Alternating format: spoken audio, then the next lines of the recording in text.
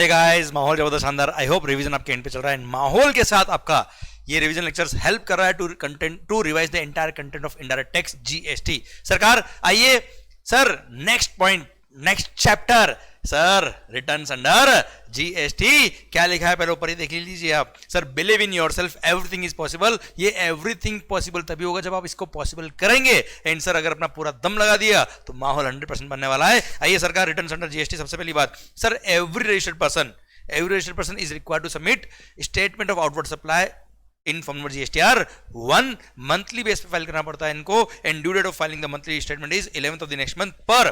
Sir ध्यान देना बेटा, अगर आपने क्यूआरएमपी स्कीम ले रखी है, तो ऐसे केस में क्वार्टरली रिटर्न अगर आपको फाइल करना तो जीएसटीआर 1 भी क्वार्टरली फाइल करना, और उसके लिए ड्यू डेट है क्या, 13th of the next month पर। ध्यान देना बच्चा, ये 6 स्पेसिफाइड कैटेगरी ऑफ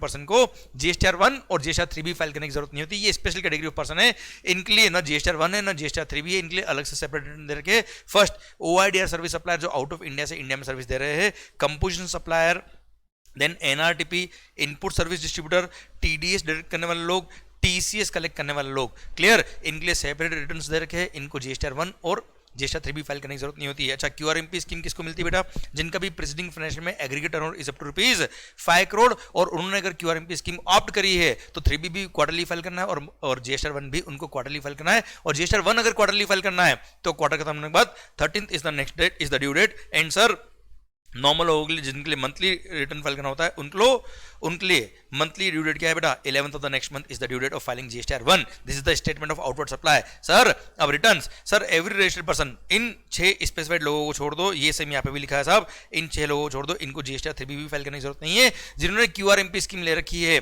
सर, उनको क्वार्टरली रिटर्न फाइल करना पड़ता है। एंड कुछ statement 22 is the due date, कुछ statement 24th of the next month is the due date. Clear. पर सर, जिन लोगों ने क्यूआरएमपी स्कीम नहीं ले रखी है या जिनका टर्नओवर प्रीसीडिंग ईयर में 5 करोड़ से ऊपर है, तो उनको मंथली रिटर्न फाइल करना पड़ता है। और मंथली रिटर्न फाइल करने की ड्यू डेट क्या है बेटा, 20th of the next month is the due date of filing the monthly return in case of GST. आइए सरकार, अब वो स्पेशल लोगों को रिटर्न कौन कौन सा फाइल करना पड़ता है। सबसे पहली बात, अगर आपने कंपोजिशन स्कीम ले रखी है तो सर रिटर्न तो आपको एनुअली एक ही फाइल करना, जीएसटीआर 4, और वो भी फाइनेंशियल खत्म होने के बाद 30 अप्रैल या उससे पहले पर आपको क्वार्टरली बेस पे टैक्स पे करना होगा। और टैक्स पे करने के लिए जीएसटी सीएमपी 08 फाइल करना पड़ता है, जीएसटी सीएमपी 08 फाइल करना पड़ेगा क्वार्टरली बेस पे। 18th of the next month is the due date बेटा। क्लियर। अच्छा, देन जीएसटीआर 1 हो, 3B हो या जीएसटी सीएमपी 08 हो, कोई ट्रांजेक्शन नहीं है आपकी, किसी भी टेबल की किसी भी कॉलम में कोई एंट्री नहीं है, तो भी नील स्टेटमेंट या नील रिटर्न तो आपको फाइल करना ही पड़ेगा by this due date. Okay sir, NRTP को जीएसटीआर 5 फाइल करना पड़ता है, मंथली फाइल करना पड़ता है GSTR 5 13th of the next month या 7th day after the expiry of the validity period of registration whichever is earlier, इनको return file करना पड़ता है। Sir, annual return every registered person, कुछ लोगों को छोड़ के हम बात करेंगे आगे बेटा डिटेल के अंदर, उनको एवरी रजिस्टर्ड पर्सन को एनुअल रिटर्न भी फाइल करना पड़ता है इन फॉर्म नंबर जीएसटीआर 9 सर। और फाइनेंशियल खत्म होने के बाद 31 दिसंबर या उससे पहले फाइल करना पड़ता है। एंड सर, ध्यान देना बेटा, अगर आपका रजिस्ट्रेशन क्या हो रहा है, कैंसिल, तो सर जब आपका रजिस्ट्रेशन कैंसिल होगा तो आपको एक फाइनल रिटर्न फाइल करना पड़ेगा इन फॉर्म नंबर जीएसटीआर 10, और फाइनल रिटर्न जो फाइल करना होता है वो विद इन 3 मंथ फाइल करना पड़ता है। 3 मंथ कब से, date of cancellation of registration या date of order of cancellation whichever is later, वहां से आपको 3 महीने के अंदर रिटर्न फाइल करना पड़ता है। सर, यूआईएन होल्डर जो होते हैं उनको इनवर्ट सप्लाई पे जो उन्होंने टैक्स पे किया होता है उस टैक्स का रिफंड लेने के लिए इनको जीएसटीआर 11 फाइल करना पड़ता है। सर, इस पे डिटेल्स ऑफ इनवर्ट सप्लाई होती है जिस पे जो टैक्स पे किया उसका रिफंड इनको मिलेगा बेटा। क्लियर। अब सर, आपसे रिटर्न फाइल करने में कोई गलती हो गई तो ऐसे केस में उस मिस्टेक को आप सर पता है रिटर्न रिवाइज नहीं होता है जीएसटी के अंदर, कोई भी स्टेटमेंट या कोई भी रिटर्न जो आपने फाइल कर दिया उसको आप रिवाइज नहीं कर सकते हो। क्लियर। पर सब्सिक्वेंट पीरियड में जब मिस्टेक आपको पता पड़ेगी उसको आप रेक्टिफाई जरूर कर सकते हो अमेंडमेंट ऑफ प्रायर पीरियड वाला आइटम में डाल के। क्लियर। पर सर, ये कब तक रेक्टिफाई कर पाएंगे, तो जिस फाइनेंशियल ईयर से रिलेटेड वो स्टेटमेंट ऑफ आउटवर्ड सप्लाई था या रिटर्न था, वो फाइनेंशियल खत्म होने के बाद 30 नवंबर या actual filing of annual return whichever is earlier तक आप मिस्टेक को रेक्टिफाई कर पाएंगे, उसके बाद मिस्टेक को रेक्टिफाई नहीं कर पाएंगे। क्लियर। नील जीएसटीआर 1 की मैंने बात आपसे कर ली बच्चों। सर ध्यान देना बेटा, जीएसटीआर 1 करंट टैक्स पीरियड का आपको तभी फाइल करने देंगे जब प्रीवियस टैक्स पीरियड का आपने जीएसटीआर 1 फाइल किया हुआ है। अगर प्रीवियस टैक्स पीरियड का आपका जीएसटीआर 1 पेंडिंग है किसी भी प्रीवियस टैक्स पीरियड का, तो करंट टैक्स पीरियड का आप जीएसटीआर 1 फाइल नहीं कर पाएंगे। हाँ, गवर्नमेंट चाहे तो स्पेशल केस में अलाउ कर सकती है, एक अलग बात है बच्चों। क्लियर। अब बार ऑन फाइलिंग ऑफ जीएसटीआर 1 और using the invoice furnishing facility, ध्यान देना बेटा। सर, अगर आपने, ध्यान देना बेटा, प्रीसीडिंग टैक्स पीरियड का, प्रीसीडिंग मंथ का जैसे आपने क्यूआरएमपी स्कीम नहीं ले रखी, मंथली जीएसटीआर 1 फाइल करना पड़ता है, मंथली जीएसटीआर 3 भी फाइल करना पड़ता है। तो प्रीवियस मंथ का अगर आपने जीएसटीआर 3 भी फाइल नहीं किया तो करंट मंथ का हम जीएसटीआर 1 आपको फाइल करने नहीं देंगे। सेम वे अगर आपने क्यूआरएमपी स्कीम ले रखी है तो प्रीसीडिंग टैक्स पीरियड मतलब पिछले क्वार्टर का अगर आपने 3 भी फाइल नहीं किया तो हम आपको करंट टैक्स पीरियड में ना जीएसटीआर 1 फाइल करने देंगे, ना ही इनवॉइस फर्निशिंग फैसिलिटी यूज करके इनवॉइस फर्निश करने देंगे। प्लस क्लोज नंबर 3 ये इस बार ऐड हुआ है, ये रूल नंबर 88C का रेफरेंस ऐड हुआ है। पहले मैं आपको रूल नंबर 88C पढ़ा देता हूं सर, उसके बाद इसका रिवीजन कर लेंगे हम। सर रूल नंबर 88C बोलता है क्या, अगर किसी रजिस्टर्ड पर्सन ने जो जीएसटीआर 1 फाइल किया है उसमें जो आउटपुट सप्लाईज दिखाई है उसको हमने कंपेयर किया उसी महीने का जब उसने जीएसटीआर 3 भी फाइल किया, जिस टैक्स पीरियड का आपने जीएसटीआर 1 फाइल किया उसको जब हमने कंपेयर किया उसी टैक्स पीरियड के जीएसटीआर 3 भी से, तो वहां पर डिफरेंसेस पाए गए। आपका सप्लाईज आउटपुट सप्लाईज जीएसटीआर 1 में ज्यादा था सर और जीएसटीआर 3 भी में कम था बाय सच अमाउंट और सच परसेंटेज विच में बी प्रिस्क्राइब्ड बाय गवर्नमेंट। तो सर ऐसे केस में आपने क्या किया बेटा, जीएसटीआर 1 में सेल ज्यादा दिखाई और सर उसकी वजह से आपने आईटीसी पास ऑन कर दिया कस्टमर को और इधर 3B में टैक्स कम पे किया। तो ऐसे केस में डिपार्टमेंट क्या करेगा, आपको एक नोटिस इश्यू करेगा inform note GST DRC 01B। Clear sir, ये नोटिस आपको इलेक्ट्रॉनिकली इश्यू हो जाएगा। अब आपको क्या करना पड़ेगा, इसके इश्यू होने के 7 दिन के अंदर अंदर या तो जो डिफरेंस अमाउंट ऑफ टैक्स बनता है वो आप पे करिए along with the interest sir, या फिर आप इस नोटिस का रिप्लाई दीजिए, एक्सप्लेन करिए कि डिफरेंस क्यों आ रहा है आपसे और इस 7 दिन में आपने रिप्लाई देना पड़ेगा। या तो आप डिफरेंस अमाउंट ऑफ टैक्स गलती मानते हुए पे करो या फिर आपने जो भी डिफरेंस आ रहा है उसको एक्सप्लेन करिए। अगर आपने ये एक्सप्लेन कर दिया सर और डिपार्टमेंट सेटिस्फाई हो गया या फिर आपने डिफरेंस अमाउंट ऑफ टैक्स पे कर दिया तो ठीक है, पर अगर डिफरेंस अमाउंट ऑफ टैक्स पे नहीं किया प्लस आपने रिप्लाई भी नहीं दिया, ये रिप्लाई दिया उससे डिपार्टमेंट सेटिस्फाई नहीं हुआ तो सरकार ऐसे केस में सर डिपार्टमेंट क्या करेगा, आपके अगेंस्ट रिकवरी करना शुरू कर देगा।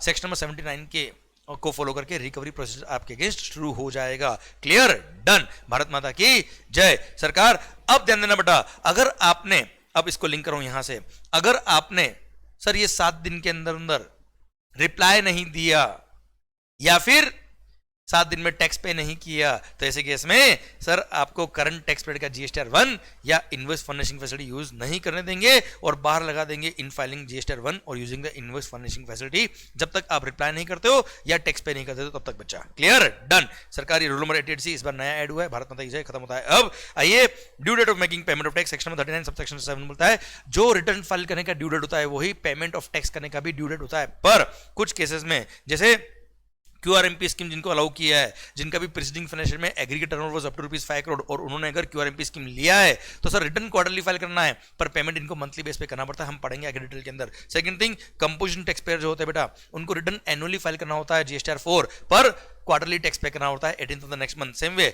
सर कैजुअल टैक्सेबल पर्सन और एनआरटीपी इनको एडवांस में एस्टिमेटेड टैक्स लायबिलिटी पे करनी पड़ती है जबकि इनकी रिटर्न फाइल करने की रिक्वायरमेंट नॉर्मली जो अलग दे रखी बेटा। क्लियर, डन, ये एक्सेप्शन केस मैंने आपको बताया। अब आइए क्यूआरएमपी स्कीम क्या होता है। बहुत सारे बच्चों को क्यूआरएमपी स्कीम याद ना हो पाता है, 5 मिनट ध्यान से सुना, दिमाग खराब हो जाएगा, माहौल के साथ आपका क्यूआरएमपी स्कीम यहाँ पूरा फिट हो जाएगा। QRMP scheme quarterly return monthly payment scheme, ये बोलता है क्या, अगर किसी एसएससी का प्रीसीडिंग फाइनेंशियल में aggregate turnover was up to ₹5 crore, ध्यान से सुनना, पूरा क्यूआरएमपी स्कीम आपका रिवाइज हो जाएगा, फिट हो जाएगा माहौल के साथ। सर अगर किसी एसएससी का in preceding financial aggregate turnover was up to ₹5 crore तो वो चाहे तो करंट फाइनेंशियल में क्यूआरएमपी स्कीम ले सकते हैं और क्यूआरएमपी स्कीम अगर लेना है तो सर जब तक करंट ईयर में उनका टर्नओवर 5 करोड़ क्रॉस नहीं होता तब तक वो क्यूआरएमपी स्कीम में रह सकते हैं और जिस क्वार्टर में इनका टर्नओवर 5 करोड़ क्रॉस हो जाएगा वो क्वार्टर में क्यूआरएमपी स्कीम में रह सकते हैं, अगले क्वार्टर से नॉर्मल मंथली स्कीम में आ जाएंगे। अब सर ये चॉइस है, ऑप्शनल स्कीम है, लेना तो लीजिए वरना मत लीजिए। अब ये स्कीम बोलता है कि अगर आपको इस स्कीम में आना है तो सर आप मिड ऑफ द फाइनेंशियल में भी आ सकते हो, mid of the financial year में भी आ सकते हो स्कीम में, या आपको इस स्कीम से एग्जिट करना है तो भी मिड ऑफ द फाइनेंशियल में भी वॉलंटरली भी एग्जिट कर सकते हो इस स्कीम से, कोई तकलीफ वाली बात नहीं है। जैसे कंपोजिशन स्कीम में हमने पढ़ा था ना बेटा कि अगर आपको कंपोजिशन स्कीम में आना है तो 1 अप्रैल को ही आना पड़ेगा, बीच में नहीं आ सकते हो, ऐसा यहाँ पे नहीं है। क्लियर, अब यहाँ पे मान लो फॉर एग्जांपल आपका प्रीवियस ईयर में टर्नओवर 5 करोड़ या उससे कम था, या मान लो प्रीवियस ईयर में टर्नओवर 0 था, करंट ईयर में बिजनेस शुरू किया आपने। क्लियर सर, तो मान लो अप्रैल मई जून का टर्नओवर जो भी था आपने उस क्वार्टर में नॉर्मल स्कीम में थे, आपको जुलाई अगस्त सितंबर क्वार्टर के लिए क्यूआरएमपी स्कीम में आना है। तो सर ऐसे केस में अगर क्यूआरएमपी स्कीम में आपको आना है, आपका प्रीवियस ईयर का टर्नओवर 5 करोड़ या उससे कम था तो आप आ सकते हो। अब इसके लिए आपको इंटीमेशन देना पड़ेगा कॉमन पोर्टल पे इलेक्ट्रॉनिकली। सर कब से कब तक दे सकते हो बेटा आप, तो सर सुनना बात को ध्यान से, आपको कौन से क्वार्टर के लेना है? जुलाई अगस्त सितंबर वाले क्वार्टर के लेना है। तो सर जुलाई से पहले वाला क्वार्टर कौन सा था बेटा? अप्रैल मई जून। तो 1 मई से लेकर, मैं यहां लिख देता हूं एग्जाम्पल के लिए, वैसे तो यहां लिखा हुआ है बेटा सब कुछ। सर मान लो आपको आना है जुलाई टू, ये वाला है ना एग्जाम्पल, ये रहा जुलाई टू सितंबर वाले क्वार्टर के लिए आपको क्यूआरएमपी स्कीम में आना है। तो इससे पहले वाला क्वार्टर जो था बेटा अप्रैल मई जून वाला, तो इसका सेकंड मंथ कौन सा बेटा? 1 मई मंथ। तो सर 1 मई से लेकर 31 जुलाई, मतलब जिस क्वार्टर के लिए आपको आना है वो क्वार्टर का फर्स्ट मंथ जो था वो खत्म होने से पहले पहले आप क्यूआरएमपी स्कीम के लिए ऑप्ट कर सकते हो। मतलब प्रीवियस क्वार्टर के सेकंड मंथ का फर्स्ट डे, मतलब ऐसे याद कर लो, जुलाई क्वार्टर से आपको आना है तो सर ऐसे केस में 1 मई से लेकर 31 जुलाई के बीच में कभी भी आप अप्लाई कर सकते हो। कॉमन पोर्टल पे आप क्यूआरएमपी स्कीम में एलिजिबल हो जाओगे और आ जाओगे साहब। पर सेम वे अगर आपको एग्जिट करना है तो भी सेम प्रोविजन है। मान लो आपको सर जुलाई अगस्त सितंबर में क्यूआरएमपी स्कीम में थे, फिर अक्टूबर नवंबर दिसंबर के लिए भी आप क्यूआरएमपी स्कीम में थे, पर आपको लगता है जनवरी से मेरे को मंथली स्कीम में आना, क्यूआरएमपी स्कीम नहीं चाहिए, तो ऐसे केस में सर जनवरी वाले क्वार्टर से आपको क्यूआरएमपी स्कीम से बाहर निकलना है बेटा। तो सर लास्ट डेट है 31 जनवरी, पर इससे पहले जो क्वार्टर था बेटा, मतलब अक्टूबर नवंबर दिसंबर, तो उसका सेकंड मंथ मतलब 1 नवंबर से लेकर 31 जनवरी के बीच में आप कभी भी अप्लाई कर सकते हो कि मेरे को अगले क्वार्टर से क्यूआरएमपी स्कीम में नहीं आना है। तो जनवरी फरवरी मार्च वाले क्वार्टर से आप क्यूआरएमपी स्कीम से बाहर हो जाएंगे, नॉर्मल स्कीम में आ जाएंगे, मंथली स्कीम बेटा। क्लियर? ये तो कब आपको आना है कब बाहर निकलना है मैंने बताया आपको। अच्छा, किसी क्वार्टर में आपका टर्नओवर 5 करोड़ क्रॉस हो गया तो उस क्वार्टर में आप क्यूआरएमपी स्कीम में रहेंगे, अगले क्वार्टर से आप क्यूआरएमपी स्कीम से बाहर हो जाएंगे और सर मंथली स्कीम में आपको आना पड़ेगा। अब सरकार ध्यान देना बेटा, ये जो स्कीम है ये जीएसटी नंबर वाइज है बेटा। Sir this scheme is GSTN wise, this is not PAN number wise. मतलब आपके डिस्टिंक्ट पर्सन में मान लो मेरा 4 रजिस्ट्रेशन नंबर है बेटा, एग्रीगेट टर्नओवर तो 5 करोड़ सारी ब्रांच का मिला के फिर देखना बेटा पैन इंडिया बेस पर मैं कुछ ब्रांच पे क्यूआरएमपी स्कीम लूं, कुछ ब्रांच पे क्यूआरएमपी स्कीम नहीं लूं, चलेगा। मतलब कुछ जीएसटी नंबर पे मैंने क्यूआरएमपी स्कीम ले रखा है, कुछ जीएसटी नंबर पे क्यूआरएमपी स्कीम नहीं ले रखा है, चलेगा साहब। ऐसा कंपोजिशन स्कीम वाला नहीं कि एक ब्रांच पे कंपोजिशन स्कीम ली तो सारी ब्रांच पे कंपोजिशन लेना पड़ेगा, ऐसा सिस्टम यहाँ पे नहीं है। क्लियर? डन। अब सरकार सुनना मत ध्यान से।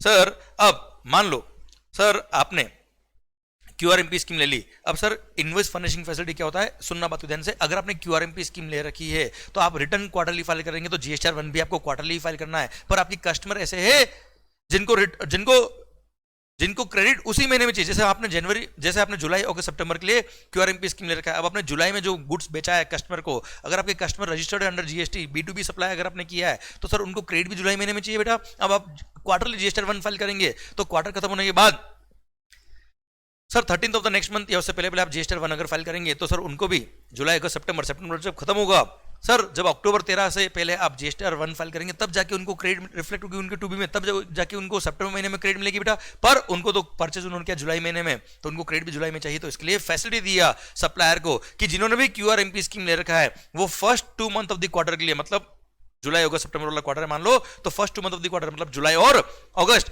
इन 2 महीने के लिए वो चाहे तो इनवॉइस फर्निशिंग फैसिलिटी यूज करके sir 13th of the next month तक, मतलब जुलाई के लिए 13 अगस्त और अगस्त के लिए 13 सितंबर या उससे पहले पहले इनवॉइस फर्निशिंग फैसिलिटी यूज करके जो भी इन्होंने B2B ट्रांजेक्शन किए उन सबके इनवॉइसेस फर्निश कर सकते हैं, सो दैट रेसिपिएंट को क्रेडिट उसके जीएसटीआर 2B में सेम मंथ में पहुंच जाए। पर यहां पर B2B के जो इनवॉइस इनको फर्निश करने होते हैं उनकी एक लिमिट लगा दी कि किसी भी पर्टिकुलर मंथ में इनवॉइस फर्निशिंग फैसिलिटी यूज करके 50 लाख से ऊपर की वैल्यू के इनवॉइस ये फर्निश नहीं कर सकते किसी पर्टिकुलर एक मंथ में बेटा।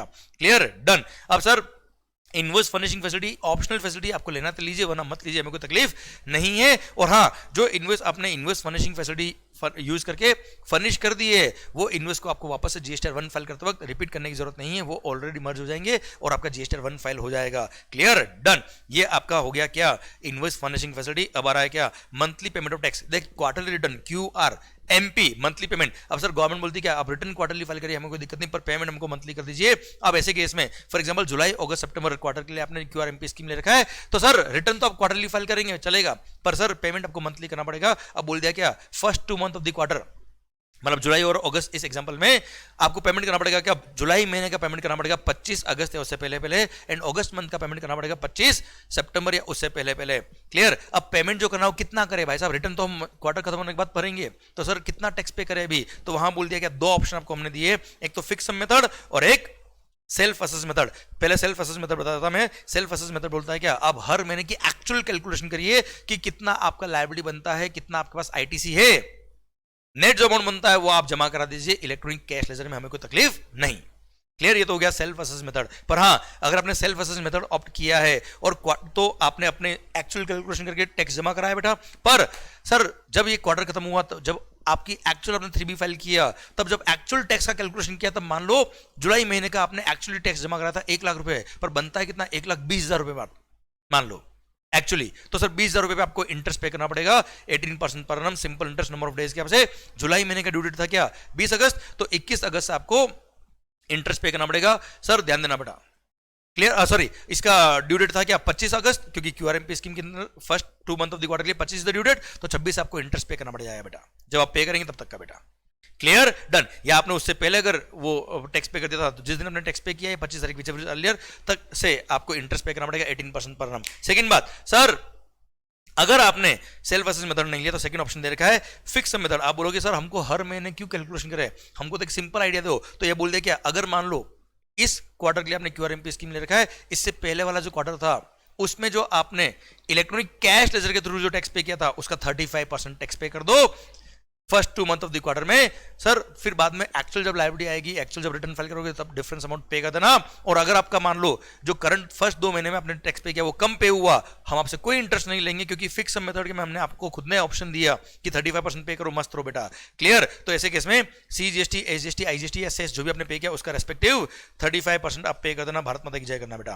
क्लियर, और अगर मान लो करंट जो आपका क्वार्टर है वो फर्स्ट क्वार्टर था जिसमें आपने क्यूआरएमपी स्कीम ली, इससे पहले तो मंथली स्कीम था, तो प्रीवियस मंथ में आपने कितना टैक्स पे किया था, क्लियर, उसका 100% उतना आप current first 2 month of the quarter के लिए आप इतना टैक्स पे कर देना, जितना आपने प्रीवियस मंथ में पे किया कैश लेजर के थ्रू उतना पे कर देना, हमें कोई तकलीफ नहीं है।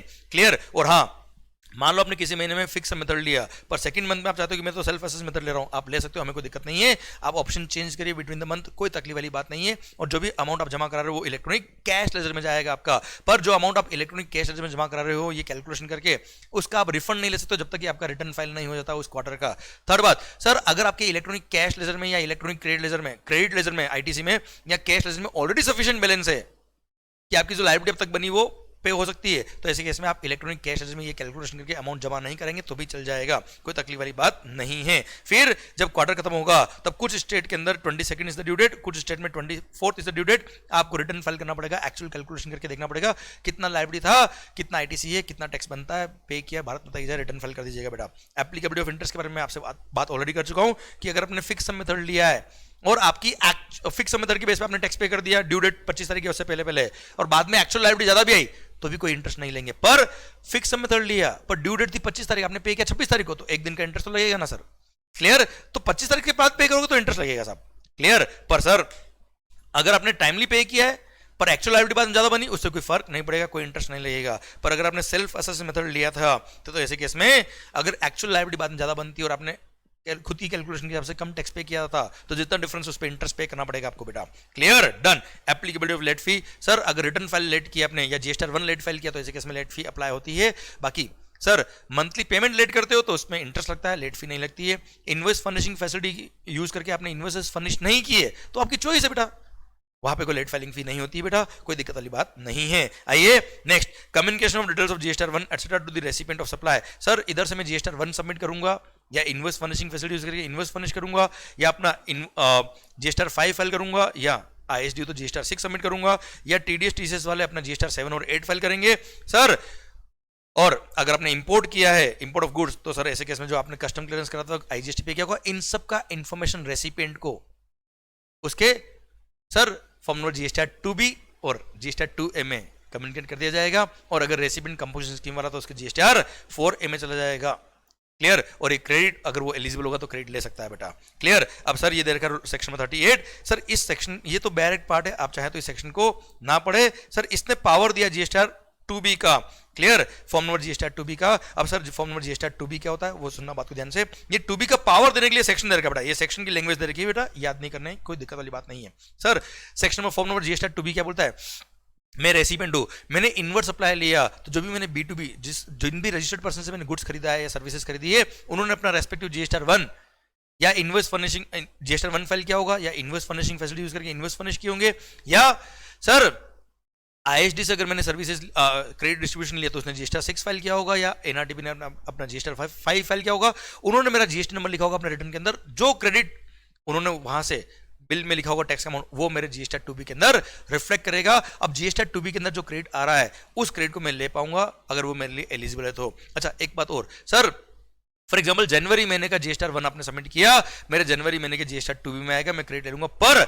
आपने अगर जनवरी महीने का जीएसटी 1 लेट सबमिट किया, due date of filing GST 1 या इनवॉइस फर्निशिंग फैसिलिटी का ड्यू डेट क्या है बेटा 13th, तो इनवॉइस फर्निशिंग फैसिलिटी का ड्यू डेट क्या 13th और जीएसटी 1 का ड्यू डेट क्या बेटा 11th, which is letter 13th। तो सर 13th तक अगर मेरे जनवरी महीने की बात करूं तो 13 फरवरी तक जो मेरे जीएसटी 2B के अंदर क्रेडिट आ जाएगी, उसका क्रेडिट मैं जनवरी महीने में ले पाऊंगा। अगर मेरे सप्लायर्स ने जीएसटी 1 या सर जीएसटी 1 या इनवॉइस फर्निशिंग फैसिलिटी वगैरह लेट सबमिट करी है, या जीएसटी 5 लेट सबमिट किया, जीएसटी 6 लेट सबमिट किया 13 तारीख के बाद, तो ऐसे केस में जो वो रिटर्न सबमिट कर, जो अपना स्टेटमेंट वो सबमिट करे, उसका जो क्रेडिट होगा वो मेरे अगले महीने में आएगा, जनवरी महीने में मैं क्लेम नहीं कर पाऊंगा। मतलब 13th को ब्लॉक हो जाएगा मेरा जीएसटी 2B, उस दिन तक जितना क्रेडिट आ गया वो आ गया, उसके बाद जो क्रेडिट आएगा वो अगले महीने में मैं ले पाऊंगा, इस महीने में नहीं ले पाऊंगा क्रेडिट में। Clear, done. सरकार अब देखिए नील जीएसटी 3B मैं ऑलरेडी बात कर चुका हूं, अगर मेरे पूरे रिटर्न के अंदर किसी भी कॉलम में कोई एंट्री नहीं है, ध्यान देना, किसी भी मेरा टैक्स पेबल नील है, डजंट मीन कि इट इज नील रिटर्न। होता ना 100 रुपए का लाइबिलिटी, 100 रुपए का आईटीसी, नेट कितना टैक्स पे करना है 0, इसको नील रिटर्न नहीं बोलते हैं। नील रिटर्न मतलब मेरे किसी भी टेबल के किसी भी कॉलम में कोई एंट्री नहीं है, उसको बोलते हैं नील रिटर्न। और ऐसे केस में मेरे को नील स्टेटमेंट, नील रिटर्न सबमिट करने पड़ेंगे, भले वो जीएसटी 1 हो या 3B हो या जीएसटी CMP 08 है, कोई ट्रांजेक्शन नहीं तो भी मेरे को नील रिटर्न सबमिट करने पड़ेंगे। और यहाँ पे बोल दिया क्या, एक शॉर्ट SMS की फैसिलिटी के थ्रू भी ये रिटर्न में सबमिट कर सकता हूँ, कोई तकलीफ वाली बात नहीं। मेरे किसी भी टेबल के किसी भी कॉलम में कोई एंट्री नहीं है, एक शॉर्ट SMS में अपने रजिस्टर्ड मोबाइल नंबर के through, sir OTP based SMS के थ्रू मैं ये रिटर्न सबमिट कर सकता हूं बेटा। आइए बच्चों, signing return while filing, sir मेरे को इलेक्ट्रॉनिकली रिटर्न को साइन करना पड़ता है बेटा, पर सर इलेक्ट्रॉनिकली कैसे साइन करूंगा बेटा, DSC के थ्रू साइन कर दूंगा, या ई साइन आधार बेस्ड OTP वेरिफिकेशन, या EVC जो आपकी मेल आईडी और मोबाइल नंबर पे आ जाता है, उस OTP के बेस पे भी आपका रिटर्न सबमिट हो जाएगा, कोई तकलीफ वाली बात नहीं है। अब एक नया पॉइंट ऐड किया सेक्शन नंबर 39 सबसेक्शन नंबर 10, बोलता है क्या, अगर मैंने अपना प्रीवियस टैक्स पीरियड का रिटर्न सबमिट नहीं किया तो करंट टैक्स पीरियड का मैं रिटर्न सबमिट नहीं कर पाऊंगा। प्लस करंट टैक्स पीरियड का अगर मैंने जीएसटी 1 सबमिट नहीं किया तो भी मैं 3B फाइल नहीं कर पाऊंगा। पता है क्या किया, जीएसटी 1 और 3B को आपस में लिंक कर दिया और बोल दिया क्या, अगर आपने एक भी रिटर्न फाइल नहीं किया, जैसे फॉर एग्जांपल प्रीवियस पीरियड का मैंने जीएसटी 1 फाइल नहीं किया या 3B फाइल नहीं किया, तो करंट पीरियड का मैं 3B करंट पीरियड का ना तो मैं 3B फाइल कर पाऊंगा ना मैं जीएसटी 1 फाइल कर पाऊंगा बेटा। क्लियर, मतलब सब कुछ आपको रेगुलरली फाइल करना है तो ही आपका सब्सिक्वेंट पीरियड का रिटर्न फाइल हो पाएगा, जीएसटी 1 फाइल हो पाएगा, नहीं तो नहीं फाइल हो पाएगा सब। क्लियर, हाउएवर गवर्नमेंट चाहे तो एक्सेप्शन केस में अलाउ कर सकती है, सफिशिएंट रीजन है तो बात अलग है सर। आइए फर्स्ट रिटर्न सेक्शन में 40 बोलता है क्या, अगर मान लो 14 फेब को मैं लायबल फॉर रजिस्ट्रेशन हुआ और सर 1 मार्च को मैंने रजिस्ट्रेशन के लिए अप्लाई कर दिया, 5 मार्च को रजिस्ट्रेशन सर्टिफिकेट मेरे को मिल गया, तो सर 14 फरवरी से 4 मार्च तक जो भी मैंने सप्लाई किया है उन सबको मैं अपने फर्स्ट रिटर्न के अंदर डिक्लेयर करूंगा, सारे ट्रांजेक्शंस को। आइए annual return, every registered person shall submit annual return on or before 31 December after the end of the financial year in form number GST 9। पर इन लोगों को एनुअल रिटर्न फाइल करने की जरूरत नहीं है, किस किस को, casual taxable person, NRTP, ISD, persons who are liable to deduct or collect tax at source, then any department of the central government or state government or union or local authority whose books of account are subject to audit by C&AG बेटा, controller and auditor general जिसके audit कर रहा है बेटा, या an auditor appointed for auditing the accounts of local authorities under any law for the timing in force, तो ऐसे case में इनको एनुअल रिटर्न फाइल करने की जरूरत नहीं। और एक और OIDR सर्विस, जैसे netflix.com जो आउट ऑफ इंडिया से इंडिया में सर्विस दे रहा है, उसको एनुअल रिटर्न फाइल करने की जरूरत नहीं है। Clear, done. सर पर ध्यान देना बेटा, कमिश्नर को पावर दिया कि वो चाहे तो कुछ लोगों को नोटिफाई कर सकता है, और उन्होंने नोटिफिकेशन शुरू करके बोला क्या, जिनका भी टर्नओवर अप टू ₹2 करोड़ है, 2021-22 तक गवर्नमेंट ने नोटिफिकेशन देके बोल रखा है, जिनका भी टर्नओवर 2 करोड़ तक का है उनको एनुअल रिटर्न फाइल करने की जरूरत नहीं है। मतलब एक तरह से इफेक्टिवली क्या बेटा, 2 करोड़ से ऊपर अगर आपका टर्नओवर है तो ही आपको एनुअल रिटर्न फाइल करना है, अदरवाइज एनुअल रिटर्न फाइल नहीं करना। ये स्पेशल पावर यूज करके कमिश्नर ने नोटिफिकेशन दिए हुए हैं। क्लियर, अदरवाइज इन लोगों को छोड़ दो, बाकी सबको एनुअल रिटर्न फाइल करना पड़ेगा। सर ड्यू डेट क्या बेटा, 31 December after the end of the financial year. Form number क्या है, form number GSTR 9 for normal एसएससीज sir, and electronic commerce operator को हर महीने GSTR 8 फाइल करना पड़ता है, मंथली स्टेटमेंट, पर उनको एक एनुअल स्टेटमेंट भी सबमिट करना पड़ता है इन फॉर्म में GSTR 9B। ओके सर, अब रिकंसिलिएशन स्टेटमेंट क्या होता है बच्चों, ध्यान देना बेटा, किसी भी एसएससी का अगर एग्रीगेट टर्नओवर करंट फाइनेंशियल में 5 करोड़ अगर क्रॉस हुआ तो उसको 31 दिसंबर या उससे पहले जब वो एनुअल रिटर्न फाइल करेगा, तो एनुअल रिटर्न फाइल करने के साथ साथ उसको एक self certified GST reconciliation statement भी सबमिट करना पड़ेगा, reconciling turnover of the turnover as per the GST records and turnover as per the books of account reconcile करके उसको रिकंसिलेशन स्टेटमेंट भी सबमिट करना पड़ेगा, जिसका भी एग्रीगेट टर्नओवर 5 करोड़ क्रॉस करता है उसको। पहले जीएसटी ऑडिट हुआ करता था, अब जीएसटी ऑडिट के प्रोविजंस को हटा दिया गया और self certified reconciliation statement submit करना पड़ेगा along with the annual return उन असेट्स को जिसका टर्नओवर एक्सीडिंग ₹5 करोड़ था किसी फाइनेंशियल में। तो क्लियर, डन। आइए फाइनल रिटर्न हम ऑलरेडी बात कर चुके हैं, जिसका रजिस्ट्रेशन कैंसिल हो गया है तो डेट ऑफ कैंसिलेशन या date of order of cancellation whichever is later के 3 महीने के अंदर उसको सर जीएसटी 10 के फॉर्म में एक फाइनल रिटर्न फाइल करना पड़ेगा। आइए डिफॉल्ट इन फर्निशिंग रिटर्न, अगर आपने रिटर्न फाइल करने में कोई गलती कर कोई रिटर्न फाइल नहीं की तो क्या होगा, सेक्शन 46 बोलता है क्या, अगर आपने रिटर्न फाइल नहीं किए तो जब रिटर्न फाइल करने का ड्यू डेट होगा बेटा उसके बाद आपको एक नोटिस आ जाएगा। अगर आपने रिटर्न फाइल नहीं किया होगा तो आपको एक नोटिस आ जाएगा कि अगले 15 दिन में अपना रिटर्न फाइल कर देना। पता है अगर 15 दिन में रिटर्न फाइल नहीं किया तो क्या होगा, आगे वो हम जब पढ़ेंगे फाइनल लेवल पे तब आपको मिलेगा कि वहां पे अगर आपने 15 दिन में रिटर्न फाइल नहीं किया तो डिपार्टमेंट के पास पावर आ जाता है, proper officer can do your assessment on the basis of his best judgement on the basis of available information document record. मतलब डिपार्टमेंट क्या करेगा, अपने पास अवेलेबल इन्फॉर्मेशन डॉक्यूमेंट रिकॉर्ड के बेस पे आपका असेसमेंट करके टैक्स रिकवरी करेगा आपसे बेटा। समझे मेरी बात? तो सर 15 दिन में रिटर्न फाइल कर देना, पर हाँ 15 दिन में रिटर्न फाइल करो या ना करो, लेट फाइलिंग फी तो हर केस में आपको पे करना पड़ेगा। अब लेट फाइलिंग फी कितना है बेटा, भले आप statement of outward supply file करने में लेट हो रहे हो या रिटर्न फाइल करने में लेट हो रहे हो या फाइनल रिटर्न फाइल करने में लेट हो रहे हो या electronic commerce operator TCS statement file करने में लेट हो रहा है, late filing fees ₹100 per day subject to maximum ₹5,000। ये लेट फाइलिंग फी जो है वो सीजीएसटी की लेट फाइलिंग फी है, equal let filing fees leviable under SGST act also बेटा। क्लियर, हमको सी का ही लेट फाइलिंग फी याद रखना है, पर गवर्नमेंट ने इन फॉलोइंग केसेस में लेट फाइलिंग फी कम करी है। अगर आपका नील जीएसटीआर 1 है या नील जीएसटीआर 3B है या नील जीएसटीआर 4 है, कोई आउटवर्ड सप्लाई नहीं है आपका, क्लियर, या फिर 3B के थ्रू आपको टैक्स पेबल जो है वो निल है बेटा, या जीएसटीआर 4 के थ्रू आपका टैक्स पेबल निल है, तो लेट फाइलिंग फी जो निल रिटर्न की है बेटा वो कितनी है 10, बस ₹10 पर डे सब्जेक्ट मैक्सिमम ₹250। ये सीजीएसटी का लेट फाइलिंग फी है बेटा। क्लियर, पर सर अगर निल रिटर्न नहीं था आपका या निल टैक्स पेबल नहीं था आपका तो ऐसे केस में लेट फाइलिंग फी ज्यादा है बेटा। ज्यादा कितना है, अब इट डिपेंड्स। सर अगर आपका प्रेसिडिंग फाइनेंशियल में टर्नओवर जो था वो अप टू ₹1.5 करोड़ था तो ऐसे केस में जीएसटीआर 1 हो 3B हो या 4 हो सर ₹25 लेट फाइलिंग फी है सब्जेक्ट मैक्सिमम ₹1,000। ये आपको याद रखने पड़ेंगे बेटा। क्या करें सर, अगर आपका turnover was more than ₹1.5 crore but up to ₹5 crore, more than 1.5 crore but up to ₹5 crore था तो सर ऐसे केस में अगर प्रीसीडिंग ईयर में आपका टर्नओवर 5 करोड़ तक का था पर मोर देन 1.5 करोड़ था तो ऐसे केस में जीएसटीआर 1 हो या 3B हो लेट फाइल करते हो तो ₹25 पर डे तो ही है, पर मैक्सिमम फीस कितना है 2500 बेटा सीजीएसटी का। क्लियर सर, बाकी केस में कितना था ₹1000 था बेटा, जिनका टर्नओवर 1.5 करोड़ या उससे कम था।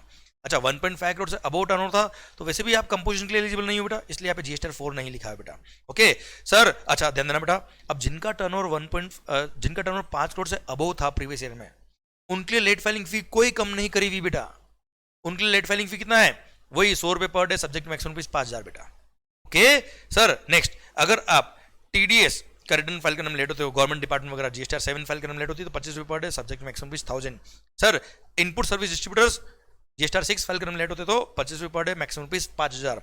फिर एनआरटीपी अगर टैक्स पेबल निल है तो ₹10 पर डे मैक्सिमम ₹5,000। क्लियर, अगर निल रिटर्न नहीं है तो ऐसे केस में जीएसटीआर 5 फाइल करने में लेट होता है अगर एनआरटीपी तो कितना है ₹5,000 मैक्सिमम ही है, पर ₹25 पर डे इसका लेट फाइलिंग फी है एनआरटीपी के लिए बेटा। Clear, this late filing fee are for CGST. आइए अब एनुअल रिटर्न फाइल करने में अगर आप लेट हो गए तो लेट फाइलिंग फी कितना है ₹100 पर डे, पर subject to maximum fees 0.25% of the turnover in the state whichever is lower। मतलब पूरा जो टर्नओवर था आपका, टर्नओवर इन द स्टेट मतलब टोटल टर्नओवर जो होता है आपका उसका 0.25% और ₹100 per day under CGST. Clear, ये लेट फाइलिंग फी है एनुअल रिटर्न के लिए। पर अगर आपका प्रेसिडिंग ईयर में टर्नओवर आपका करंट फाइनेंशियल में जो एग्रीगेट टर्नओवर है वो अप टू ₹5 करोड़ है तो ऐसे केस में लेट फाइलिंग फी कम कर दिया कितना ₹25 per day subject maximum 0.02% of the turnover. And sir अगर आपका टर्नओवर मोर देन ₹5 करोड़ था in the current financial year sir पर अप टू ₹20 करोड़ था तो late filing fee ₹50 subject maximum 0.02% of the turnover. पर ध्यान देना बेटा, जिनका turnover in the current financial year is exceeding ₹20 crore भाई साहब एनुअल रिटर्न फाइल करने में लेट हो गए तो सर ऐसे केस में ₹100 per day subject maximum 0.25% of the turnover is the late filing fee. Clear, done. ये सब लेट फाइलिंग फी सीजीएसटी की इक्वल पेनल्टी एसजीएसटी में भी लगेगा साहब। आइए जीएसटी प्रैक्टिशनर, सर कौन कौन एलिजिबल है जीएसटी प्रैक्टिशनर के लिए, what is the eligibility criteria. सबसे पहली बात, अब person who is a citizen of India, person of sound mind होना चाहिए बेटा. Sir not educated as insolvent.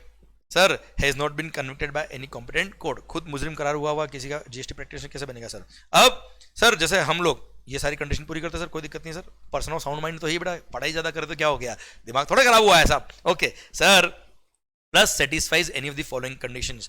He is a retired officer of the commercial tax department of any of the state government or CBIC who had worked in a post not lower than the rank of group B gazetted officer for a period of not less than 2 years. At least 2 साल तक जिसने काम किया हुआ है as a GST officer, group B gazetted officer. Second sir, जो sales tax practitioner या tax return preparer था अंडर द अर्स्टवाइल लॉ, मतलब एक्साइज, सर्विस टैक्स, वेट वगैरह में फॉर एटलीस्ट 5 इयर्स, तो ऐसे केस में वो भी एलिजिबल होगा. प्लस ही हैज पास्ड इनमें से फॉलोइंग में कोई भी उसको, सर इसने एग्जाम पास किए होने चाहिए. क्या क्या? ग्रेजुएट. वाह वाह वाह माहौल सर, बीकॉम काम आ गया. ग्रेजुएट और पोस्ट ग्रेजुएट डिग्री और इक्विवेलेंट डिग्री बेटा सर, या फिर degree examination of any foreign university जो रिकॉग्नाइज बाय इंडियन यूनिवर्सिटी बेटा, and any other examination notified by government on the recommendation of the GST council for this purpose. GST practitioner के अलग से exam होते हैं government के बेटा. And या फिर has passed final examination of the ICI, ICSI और आईसीएमआई बेटा. क्लियर? सरकार उसके फाइनल एग्जाम पास कर लिया, अगर आपने भले ही मेंबरशिप नहीं लिया तो भी आप एलिजिबल हो एज अ जीएसटी प्रैक्टिशनर. अब ये एलिजिबल हो गए लोग तो वो क्या क्या काम कर सकते हैं? Following activities. First, furnish details of the outward supplies. Return submit कर सकते हैं बेटा, मंथली रिटर्न, क्वार्टर रिटर्न या एनुअल रिटर्न या final return. Make deposit for credit to the electronic cash ledger को रिचार्ज कर सकते हैं बेटा. क्लेम ऑफ रिफंड अप्लाई कर सकते हैं. रजिस्ट्रेशन के अमेंडमेंट या कैंसिलेशन के लिए अप्लाई कर सकते हैं बेटा. फिर ईवी बिल जनरेशन कर सकते हैं बेटा. Form number GST IT 04 file कर सकते हैं. जॉब वर्कर का जब गुड्स जाता है उसके लिए प्रिंसिपल को फाइल करना पड़ता है. फिर अमेंडमेंट और cancellation of enrolment under rule number 58 जो ट्रांसपोर्टर का एनरोलमेंट होता है बेटा. एंड कंपोजिशन स्कीम में आना है या उससे विड्रॉ करना, उसके लिए भी अप्लाई कर सकते हैं बेटा. ये पर पॉइंट नंबर डी, ई और आई. डी मतलब रिफंड के लिए अप्लाई करते वक्त, ई मतलब रजिस्ट्रेशन की एप्लीकेशन को अमेंड या कैंसिल करने के लिए, या कंपोजिशन से बाहर आना या कंपोजिशन में आने के लिए पहले prior intimation, prior approval of the registered person required है बेटा. क्लियर? डन. एंड सर अब आइए sir, classification of goods under GST. Simple सा आपको बताया, एचएसएन कोड जो होता है बेटा, harmonised system of nomenclature. WTO ने अपने मेंबर कंट्री के साथ में एक एग्रीमेंट किया था, गैट एग्रीमेंट, जिसके थ्रू उन्होंने एक शेड्यूल इशू किया और वही शेड्यूल हमने हमारे देश के अंदर ऑप्ट किया है for the purpose of classification of all the goods. जितने भी गुड्स हैं उनको 8, जितने भी गुड्स उनको गुड्स और सर्विस उनको 8 डिजिट एचएसएन कोड दिया गया, आपको पता है. और सर जो पूरा शेड्यूल है उसको डिवाइड किया गया है सेक्शंस में. फिर सर 21 सेक्शन एक्चुअली, उसमें फिर 98 चैप्टर से गुड्स के, एक चैप्टर 99 ऐड किया सर्विसेज का. फिर उसमें हेडिंग दी हर चैप्टर में, फिर हेडिंग में सब हेडिंग दे रखा है, फिर जाके टैरिफ आइटम दे रखा है और यहाँ जाके गुड्स का नाम लिखा हुआ है और वहाँ पर रेट ऑफ टैक्स दे रखा है बेटा. हाँ है ना भाई? डन. सर अब आपको एचएसएन कोड वगैरह याद करने की जरूरत नहीं होती बेटा. सर सेम वे सर्विसेज के क्लासिफिकेशन के लिए भी इन्होंने क्या किया बेटा, चैप्टर नंबर 99 ऐड किया टैरिफ के अंदर. और सर चैप्टर के अंदर सर इन्होंने सेक्शन, हेडिंग्स, फिर ग्रुपिंग किया, फिर टैरिफ वाइज इन्होंने सर्विस कोड दिया और हर सर्विस के आगे 8 डिजिट कोड दे रखा है और उसके आगे रेट ऑफ टैक्स दे रखा है. क्लियर? तो किसी भी गुड्स या सर्विस को क्लासिफाई करने के लिए आपको 8 डिजिट एचएसएन कोड निकालने पड़ेंगे. क्लियर? ये जस्ट आइडिया दे रखा है, उससे आपको रेट ऑफ टैक्स निकलेगा, क्लासिफाई हो पाएगा. और इसी के साथ भारत माता की जय. All the best. माहौल बनाओ, खुश होके पढ़ो. Clear? Which is more important. And sir हम आपके साथ हैं सर. We all are praying for your success, क्योंकि अल्टीमेटली एक टीचर के लिए सबसे बड़ी सफलता वही होती है जब उसके स्टूडेंट्स सक्सेसफुल होते हैं. So all the best guys. दुआओं में याद रखना. माहौल जबरदस्त शानदार. आई होप सर ये रिवीजन लेक्चर्स आपको हेल्प कर रहे हैं टू रिवाइज द कंटेंट. माहौल जबरदस्त शानदार. Do like, share and comment on this lectures. And sir इसको हर वो सीए स्टूडेंट, सीए में इंटरमीडिएट स्टूडेंट तक पहुंचा दो जो एग्जाम देने वाले हैं, उनके लिए बहुत यूजफुल रहेंगे. तो सर अल्टीमेटली दुआओं में याद रखना. और आई होप ये सारी मेहनत जो हम कर रहे हैं, जो आप लोग कर रहे हो सर, हम सबको एक दिन सर सफलता मिलेगी. एंड सर आप लोग दुनिया में सर अपना नाम कमाइए. हमारी सारी विशेष आपके लिए. All the best. Make your parents feel proud. Sir पूरा दम लगा दो, माहौल बनेगा. एंड सर अपना टाइम आ गया, ध्यान रखना, बस पूरा दम लगा दीजिए. All the best. माहौल जबरदस्त शानदार. Love you lot. Take care. Our all blessings are for you guys. All the best.